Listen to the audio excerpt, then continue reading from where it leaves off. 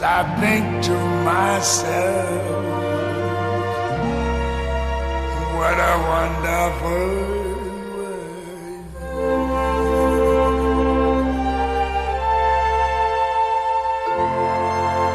Oh, yeah.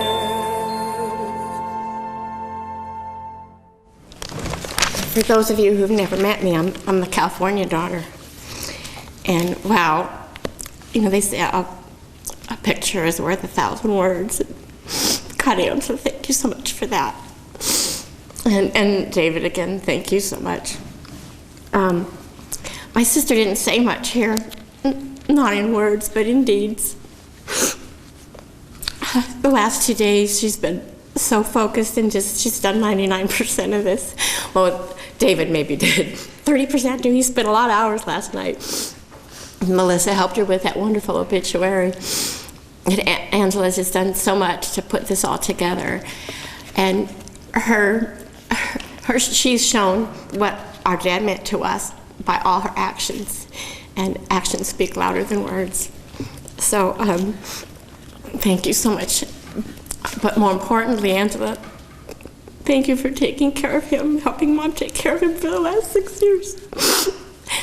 And she loved it. It was hard, but she loved it. She never complained. She wanted to do it. And she took such good care of him, and that's because of the kind of person he was. And what I also want to do here is be a spokesperson for some of the grandchildren. First of all, Brennan, it's really hard to get up here, and so I'm going to read this for him. He wrote this about 1.5 years ago, and it's the poem, Grandpa. Because these things I'm reading to you from his grandchildren will give you even more of a sense, those of you who knew him will give you more of a sense of who he was and what he was to us. My dad considered himself to be an orphan. He was called an orphan because by the time he was 2.5, his mother had passed away, his father had gone away, we don't know where. So he was raised by his grandparents. And so he and his brother Ralph were considered the orphans. And because of that, the most important thing to my father was to be a good father, a good wife, and a good grandfather. And he couldn't have done a better job. And these testimonials here will show you how he affected his grandkids. This is Brennan. He wrote it when he was in 5th grade, about 1.5 years ago. Grandpa, we've lived together since I was 6 years old. You have always been so important to me. You first walked with a cane, then a walker, now a wheelchair. Age has both brought upon you misery and joy. I respect that you have given part of your life to your country. You have devoted your life to everyone else. It is hard to think of you as a soldier, but the Bronze Star Medal of Bravery tells me you were. You have been through rough times, yet your heart is still tender. Every day, I await your smiling face, and I know that you await mine. I hope your happiness goes on forever, and I cherish every day with you. And because of reasons of logistics, stress, and finances, the 7 California grandchildren are not here today, and I contacted them to say to any of you want to say anything, but most of them are speechless. They don't know what to say. They can't properly say what my dad meant to them, but 2 of them could say it. And the first one is from Christy. This was his oldest grandchild, who just in May gave birth to his first great-grandchild. And unfortunately, he was never able to meet Tegan. But here's what Christy has to say. Grandpa Herb will be so missed. He was the ideal grandfather for any child. When I was young, Grandpa tried to make life fun and magical. For instance, on our nightly walks on Balboa Island, which were basically tortuous for me, a walk seemed so boring. He'd go ahead of me to put loose change in the telephone booths so that I would check each one for a treasure, and I'd actually find some.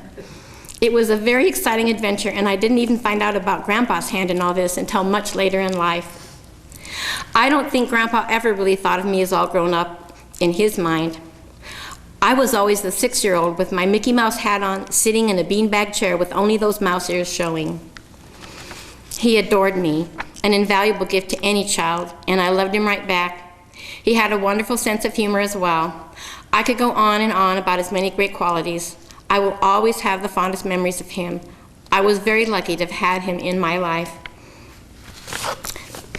And then there's the second oldest grandchild, Audrey. These are both my brother's daughters. Hi, it's a letter to Grandpa. Hi, Grandpa. It's me, AJ. Remember when you used to call me AJ? Well, I sure do. My childhood is full of warm, idyllic memories of you and everyone else on Balboa Island.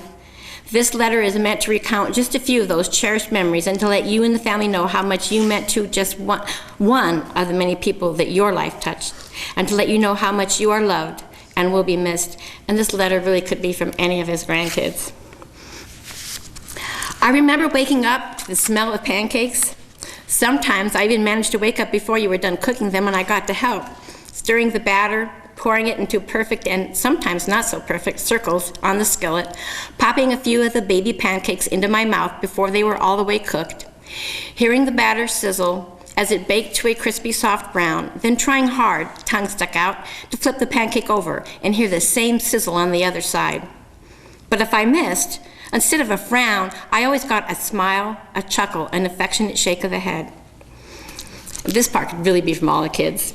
I remember driving around Balboa Island with you on the golf cart. I thought that golf cart was the greatest vehicle known to man, and I always felt so special riding around in that golf cart with you. That's my grandpa, I would think. I must want to be one of the luckiest people to have a grandpa that not only lives on a real island, but drives me and my sister and my cousins around on a real golf cart. And not just on the golf course, oh no, but on the regular streets and even on the boardwalk. Now this is specific to her. I also remember one time when I was a teenager and I wasn't a kid anymore, and you were using what you called a stud finder to find something in the walls. Wish I had one of those on the beach, I said half to myself, thinking you wouldn't hear me. But lo and behold, from the other side of the room, I heard a great belly laugh emerge from you, and I blushed, embarrassed to have been overheard, but proud to have said something funny enough to make you laugh out loud. More recently, the last time we were out in Georgia, I remember asking you about World War II, and you recounted some stories for me, but one in particular stuck with me. You told me about a time that you hid under the fallen body of one of your fellow soldiers to avoid being caught by the enemy. You must have been so scared, but man, are we glad you were brave and survived that war. Because if you hadn't survived that war, none of us would have ever been born. And look at all the wonderful people that you have created and left on this earth to do good things and to enjoy life, however precious it may be. Because of you, I am able to feel the warm sunshine on my face, breathe in the fresh air, swim in the cool blue ocean, and live life to its fullest. Grandpa, you are a wonderful gift to this world, and all those who knew you. You were one of the kindest, sweetest, goofiest man I've ever had the pleasure of knowing. I know that wherever you are happy, and your face is smiling down on all of us as we lead the lives that would have been impossible without your contribution to our existence. And I will always remember your warmth and good humor as qualities that I will look for and appreciate in the people that I love. Goodbye, Grandpa, and may peace and happiness be with you wherever you are. I know there are some people up there that are glad to have you keeping them all in stitches, and I know someday that I will see you again. I love you, Audrey Jane Marshall. And as for me, when I thought about coming up here to say something about my dad, a few Bible verses popped into my head, and I knew that this was the perfect thing to read. It comes from 1 Corinthians, the 13th chapter, verses 4, 5, and 6, and I'm sure you've all heard them before, but the reason these popped into my head is because it's Paul describing what love is. And to me, it's also a description of my father. Like my father, love is patient and kind. Love is not jealous or boastful. It is not arrogant or rude, does not insist on its own way. It is not irritable or resentful. It does not rejoice at wrong, but rejoices in the right. And this was my dad.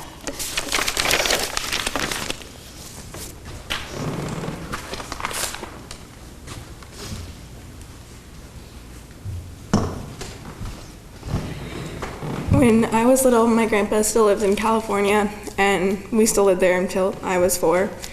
And every time we'd go to his house on the island that Audrey was talking about, he would take us around the golf cart, and he would take us across the ferry, which is across from this island, to a little peninsula that had, arcades and little stupid rides, like a little Ferris wheel. And he would take us here all the time, and it was just going to like an amusement park with my grandpa, and we'd get to go there all the time. And and he was just like my grandpa then. But when I was in 4th grade, my grandma and my grandpa came to move in with us, and my dad always lived in California, and my grandpa really became my dad over the past few years. And so he was more than a grandpa to me. He was my dad as well, and he was that way to Brennan too. And some people, when they die, they leave behind businesses or programs they've created. My grandpa's legacy was his family.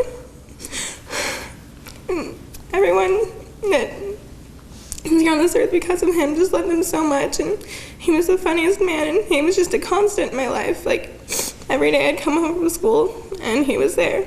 And the other day it was so sad because we were trying to move my car into the garage because of the storm. And there was always a ramp in the garage, so I couldn't park my car in the garage. There was only room for my mom's car. And we realized that we could move the ramp now. And so we just noticed that they're going to be constants that are gone now. And I loved him, and so did all of his grandchildren. I'm sure his great-grandchild would have if she ever got to meet him.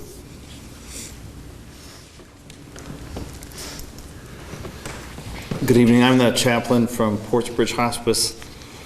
Frankie asked me to keep this simple. I'm going to try to do that. I want to return to the Gospel of John to start, though, where Jesus says to his disciples, "Do not let your hearts be troubled. You have faith in God. Well, have faith in me also. In my Father's house there are many dwelling places. If there were not, would I have told you that I am going to prepare a place for you? And if I go and prepare a place for you, I will come back again and take you to myself, so that where I am, you also may be. Where I am going, you know the way." And Thomas said to him, "Master, we do not know where you are going. How can we know the way?" Jesus said, "I am the way and the truth and the life. No one comes to the Father except through me." One of the things I learned about Herb in the past week was how much he enjoyed the comic strip Peanuts. A couple years ago, after the death of its creator, Charles Schulz, I found myself sitting in a Barnes & Noble having a cup of coffee and enjoying a collection for free of his comics from the past 40 years. I was delighted to walk again through his insightful unfolding of the joy and frustration and goofiness, the myriad philosophical and theological moments that make up the daily life of the Peanuts gang. One of them I remember well. It showed Charlie Brown and his buddy Linus outdoors, squatting over a sapling that's about 1.5 feet tall. Charlie Brown comments on how it's going to grow up to become a great tree. Linus, the perennial philosopher, says, "Well, it's a shame we won't be around to see it." Charlie Brown keeps looking at the young sapling for a minute, and then turns and looks at Linus and says, "Why? Where are we going?" I'm not sure that Mr. Schulz meant for his simple comics to carry so much theological weight, but I do believe there is a connection in the question that we listen to Thomas asking our Lord Jesus and the one that Charlie Brown asks. Where are we going? While I didn't know Herb well, I didn't have that opportunity. From the stories I've been told about him, I believe he faced this question at many points during his life. Like a young sapling, he and his brother were transplanted into a strong family where he grew up to become very much like his grandmother, the woman who raised him, a sincerely good and decent and honest man. He showed courage in defending the principles of our nation for which he fought, to which these medals and insignia well attest. He was true to his beloved wife Frankie and worked long hours to support his family. And in the past several years, he has set down roots in Georgia, coming to live with his youngest and providing a solid father figure to two of his beloved grandchildren that he truly adored. For some time now, he has served his God in sickness and growing weakness. An early Thursday morning, on a day when fierce winds would whip through our region, uprooting firmly established trees in many neighborhoods, Herb Marshall came face to face with the same Jesus who proved to him that he was his way and his truth and his life. I have to believe that Herb knew where he was going, because he had long ago befriended our God, who nurtured his life and companioned him as he slowly grew into the tall and stately tree in whose shade all of you have taken shelter. He knew that he would find life on the other side of death, because he believed in a loving God who brought new life to his own son when his life was cut short on a tree. So let us take heart in the faith we share, for one day we shall see Herb again and come to enjoy him and the life that our God renews for all of his faithful children. Let us never forget where we are going.